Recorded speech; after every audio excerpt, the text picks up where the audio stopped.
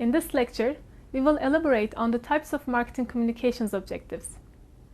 Most of the time, we believe that objective of marketing communications is to sell something. Yes, we do want to sell something, but we can do that only if people are aware of our product and know them well and have a positive attitude toward it. Marketing communications campaigns may have 4 different types of objectives: create awareness, disseminate information, change attitude, and change behavior. Increasing brand awareness is one of the most common objectives. The aim is to become known and memorable. Creating brand awareness is to inform our target audience about our brand and about our product. There are 2 different types of awareness: basic awareness or top-of-mind awareness. A brand that is new to the market needs to pursue basic awareness to acquire new customers. However, creating brand awareness does not necessarily apply to only new brand introductions. Sometimes an existing brand which tries to penetrate new markets may also pursue basic awareness. Campaigns that target basic awareness will emphasize the brand name by repeating it multiple times. To achieve awareness without irritating consumers by such repetition is a challenging task. These campaigns most of the time involve humorous and dramatic appeals to entertain consumers. We should always be careful about delivering our message without boring our consumers. The success of these campaigns is assessed by brand recognition, which measures what percentage of the population recognizes a brand with a given list of brand names. The other type of brand awareness campaigns pursues top-of-mind awareness. Companies that target top-of-mind awareness do not just want to be recognized. They want to be present and, more importantly, salient in the consumer's minds. The challenge of creating top-of-mind awareness is quite different than basic awareness. Here, consumers are already aware of the brand. To achieve top-of-mind awareness, brands need to come up with interesting, attention-grabbing slogans and communicate these through multiple channels. The idea is to create and increase the amount of word of mouth and buzz around the brand. Top-of-mind awareness is assessed by brand recall. To measure brand recall, we survey consumers and ask them to tell the first 3 brands in a specific category that come to their minds without any help.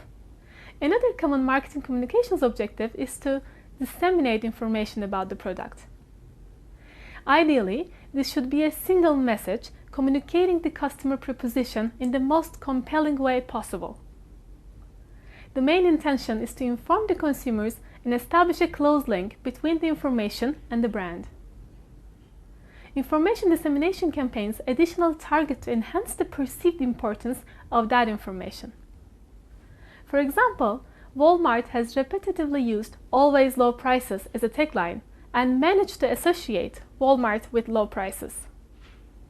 They also convince the consumers that it is okay for them to be price conscious because quality is more or less the same. We see that Walmart actually made consumers feel more comfortable and maybe even smarter to be price conscious.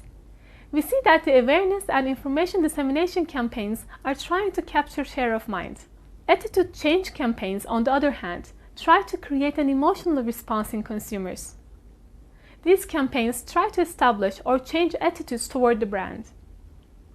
Many brands that need to strengthen their position in the market and protect against competitors will move their communications from an awareness or information dissemination objective to an attitude change objective. Most of the time, the focus of these campaigns is the person in the target audience rather than the brand itself.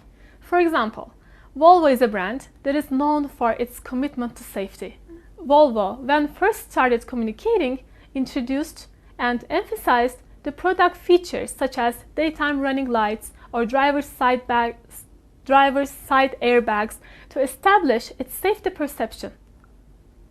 The main message was that Volvo cars are safe. Then they have started emphasizing the driver instead. Volvo drivers care about the safety of their families. In both types of campaigns, we observe that the target audience is people with high need for safety. So the positioning of the brand is similar. The difference is that The former is sharing the information about Volvo, whereas the latter is intending to create an image and attitude about Volvo. Finally, we have marketing communications campaigns that are designed to elicit a behavior. Usually they contain a call for action.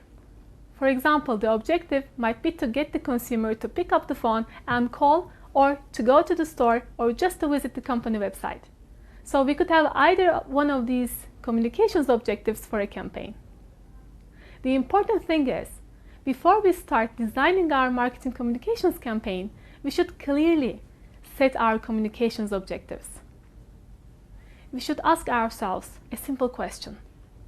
What do we want people to think, feel, or do after they hear our product or our brand? The answer to this question will help us identify our communications objective. In this lecture, we have covered different communications objectives.